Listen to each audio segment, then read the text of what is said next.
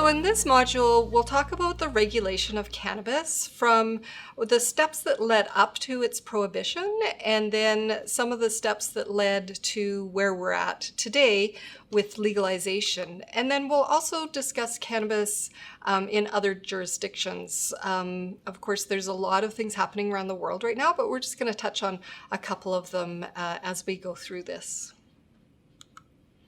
So Canadian regulatory history actually has a pretty interesting and kind of a convoluted path of where we got to where we are.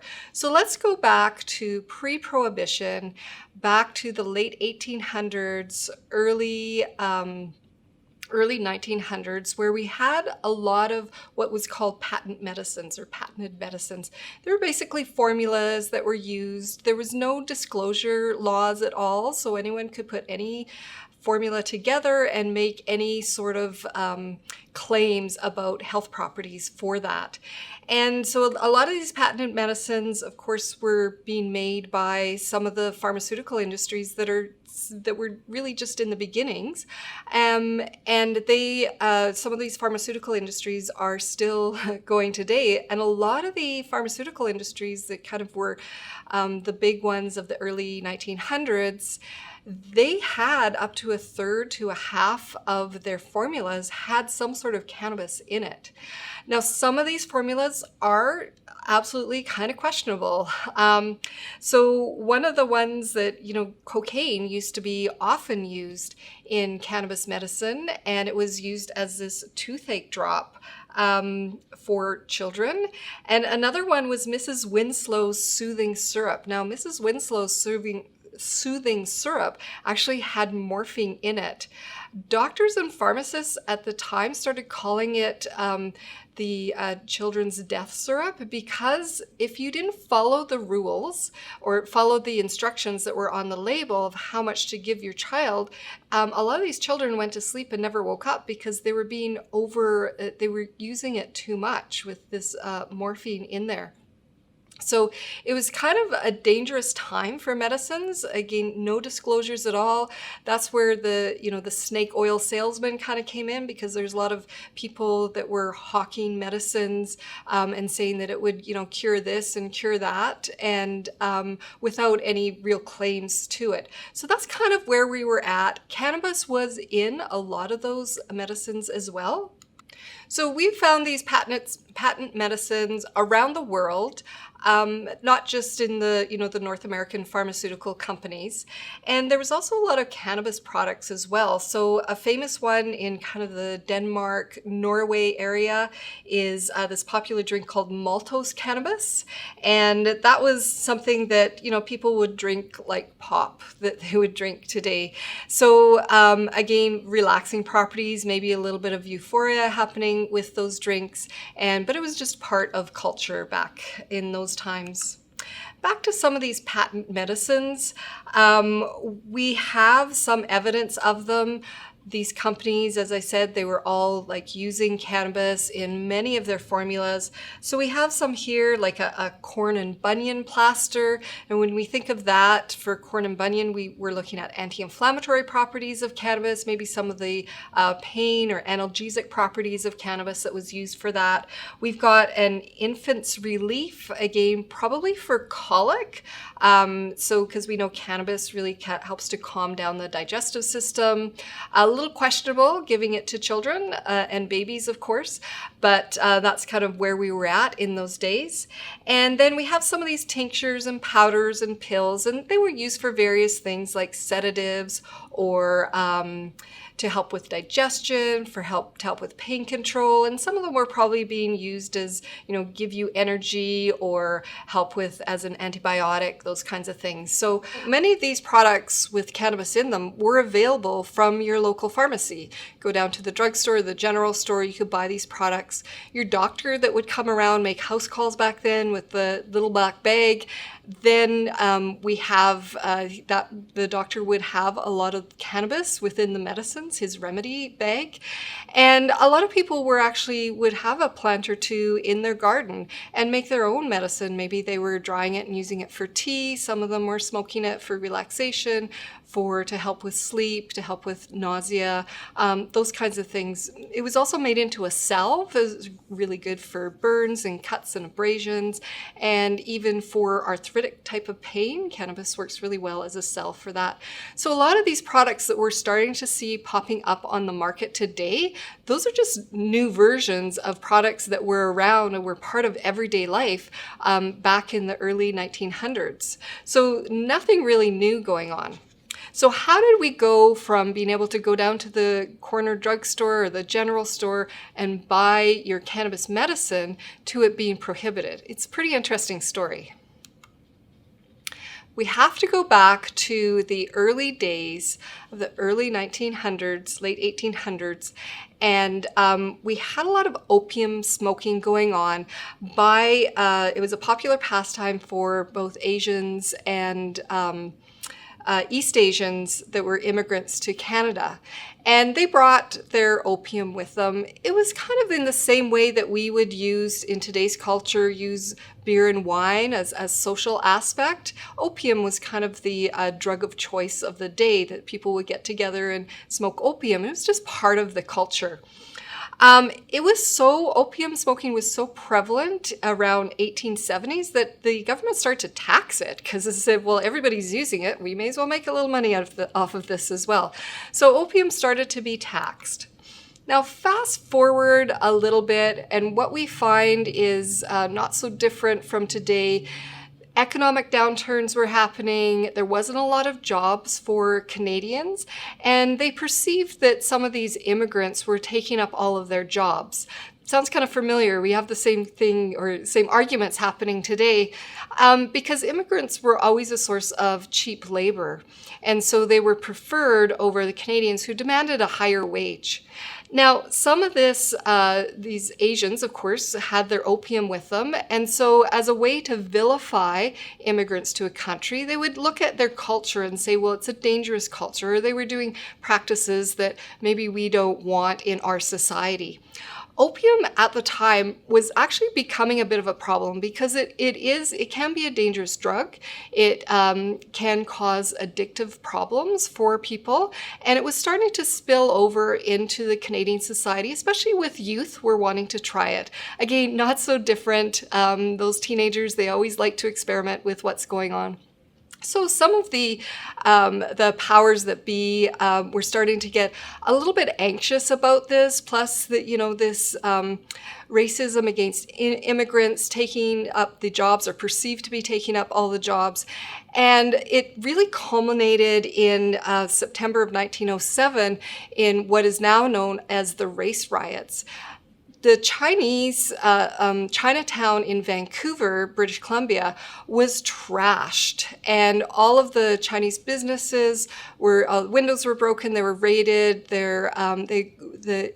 Both police and rioters went in and basically trashed all these businesses, basically trying to break up the opium dens that they said were happening and that were starting to pull their youth into becoming addicted to the opium. So it was actually a big problem back then. And after these race riots happened in 1907, the Prime Minister Laurier of the day, he sent out his deputy prime minister, who eventually became one of our prime ministers, Mackenzie King, and he sent this fellow out first to Vancouver to say, hey, what happened here? How can we smooth things over? But he also sent him around the world in order to talk to some of these other countries where the immigrants were coming from and saying, hey, how can we fix this? We all want to get along, but this is really, this opium really seems to be causing a problem in Canada. And that's, once Mackenzie King came back to Canada, he basically proposed the opium law. Now we'll see that this law came into place, especially in the countries that were under British rule or under British influence at the time. So we'll see in around the 1920s, we'll see that's when most countries were starting to put in some sort of prohibition against some of these drugs that were happening there. So the Opium Law and Proprietary and Patent Medicine Act, they both came into effect in 1908. So the Opium Act basically prohibited the prohibition and the possession and manufacture of opium.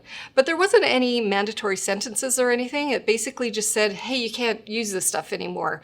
What that did is it basically just created this underground black market for the opium. So it didn't stop people from using it. It just hid the problem away. And so a few years later, they're going like, oh, this is still a big problem. People are still using opium. They're just not doing it out in the open. And it actually created a black market trade for the drug that became problematic. So the powers that be decided, like, okay, we have to expand the punishment because we really want people to stop using opium. So we need to expand the punishment for it. And so by 1911, they criminalized the possession and sale of cocaine. So instead of just saying, hey, you can't have it, we now have some mandatory sentences, or you are going to get charged. You are going to have a criminal record if you're in possession of this product. What does that have to do with cannabis? Well, let's look back at a few other things. It's actually fairly complex. So we're doing some of the highlights that led up to this. And one of the women who was really instrumental in having cannabis added to some of the prohibition laws against the cocaine and the morphine was Emily Murphy. Now, Emily Murphy, amazing woman. She was instrumental in helping women around the world, Canadian women, of course, to become known as or recognized as persons. Because back then, women couldn't own property, women couldn't vote, women really had no rights. In fact, Emily and some of her friends started to see a lot of poverty that women and children were under because of being abandoned by their husbands. So back then, there was no like child support laws at all. A husband, a fellow could marry someone, they could have a family, 5, 6, 8, 10 children, live on the farm, and then if the fellow changed his mind, he was perfectly legally able to sell the farm off, abandon his wife and children on the side of the road, and then go do something else. He had no legal obligations to the family. And Emily Murphy really saw that this was really impacting women and children who were living in just dire straits poverty back then. And so she decided to do something with it, to do something about that. So what she did is like, hey, I see that judges have great power in these laws, so I'm going to become a judge so I can help influence some of these laws and help these women and children out. Well, she went to say, hey, I want to be a judge, and they said, you're a woman, you can't be a judge, like, what are you talking about? But she fought for that right, and she became Canada's first female judge. Emily Murphy is part of the Famous Five group of women, and if you're ever in downtown Calgary, Alberta, you can go to the Olympic Plaza and you can have tea with Emily and her friends there because there's beautiful bronze statues of them down in downtown Calgary. So how did Emily influence cannabis being added into some of these laws? It's an interesting thing. Emily started really fighting for women, and one of the things that she realized is that men inherently are good people unless they're under the influence of some sort of a drug, such as alcohol, or what she perceived cannabis was causing some of those problems, or maybe the opium and the morphine. And she thought, well, that's when these men have access to these drugs, they become very irresponsible. So what if we got rid of their access to some of these drugs? Maybe men would be more responsible to their families. And that was one of the approaches that she took. And by doing so, she wrote a series of articles for Maclean's magazine, and those articles eventually were published into the book called The Black Candle. That book is in public domain right now. You can go read the whole book online. In that book, Emily put a very small chapter on cannabis in that book. Unfortunately, we didn't have a lot of research into the cannabis plant back then. It was kind of lumped in with all of the other products or drugs that were intoxicating. And so Emily says this in The Black Candle about the cannabis plant. She says, when coming under the influence of marijuana, the victims present the most horrible conditions imaginable. They are disposed of their natural and normal willpower, and their mentality is that of idiots. If this drug is indulged to any great extent, it ends in the untimely death of its addict. Now, there's at least 3 or 4 falsehoods in that statement that she made. First of all, cannabis is not addictive. It's about as addictive as caffeine is, and that's been well proven today. No one dies from cannabis. It will not shut down your breathing. No matter how much you take, it won't stop your heart from beating. So those are the first 2. Whether it dispossess people of their willpower, perhaps, especially if it is included with things like alcohol, which I would say is a much more dangerous drug. There's the old joke that, 3 guys go into a bar, drink a bunch of alcohol, and get into a fight. But then 3 guys meet on the street corner, smoke a bunch of joints, they start a band, right? So the 2 different products really affect the behavior of people quite differently. But Emily Murphy decided to lump this in with all of the other drugs in her series of articles. And her claim caught the attention of lawmakers. And so when the Opium and Drug Act of 1923 went into effect, so this was sort of the 3rd iteration of this act, when that went into effect, there's no evidence of any parliamentary debate that cannabis should be included in this. No one can find any evidence that there was even a discussion about including cannabis or marijuana as it was known at the time. It's one of those ones, those things still happen today in people kind of slip things into the acts in the middle of the night and nobody has time to read it, and then it goes to a vote the next day in Parliament, and all of a sudden like, oh wow, what did we just vote on? There's some things hidden in this act here. That's what happened with cannabis. That happened in 1923, and that's when Prohibition took effect. Again, we can look to most of the British colonies at about the same time. We're also doing the same thing for opium, for morphine, for cocaine, and somehow cannabis, with no discussion at all, got included in that. So that was the Act of 1923. We now move into the Proprietary and Patent Medicine Act of 1928. And this, I believe, was a really good law because this began the beginning of full disclosure on our labels. So the previous law, there was disclosure, you had to disclose if it had cocaine or morphine in there, but those were the only ingredients that had to be displayed on the label. Now we move forward to this Proprietary and Patent Medicine Act of 1928, and that's where full disclosure on medicine labels had to be there. So no more snake oil salesmen that had some sketchy kind of formula that they had put together. We now had to have full disclosure on the labels, and that law, it's gone through some iterations, but that is still a law now. And in fact, that has now moved into things like food, full disclosure on food labels, full disclosure on cosmetics, shampoos, those kinds of things. So I think that was a really good law that went into place. Also, this Proprietary and Patent Medicine Act was listed health issues for specific remedies that can only be administered under a skilled physician.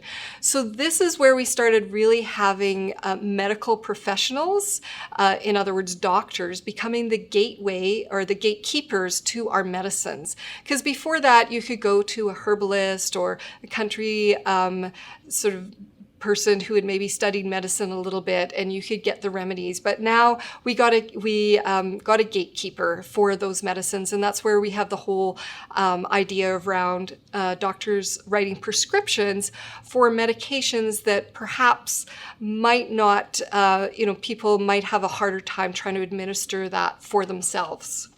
So some of these acts back then were actually quite good. And of course, marijuana or cannabis fell into this since 1923.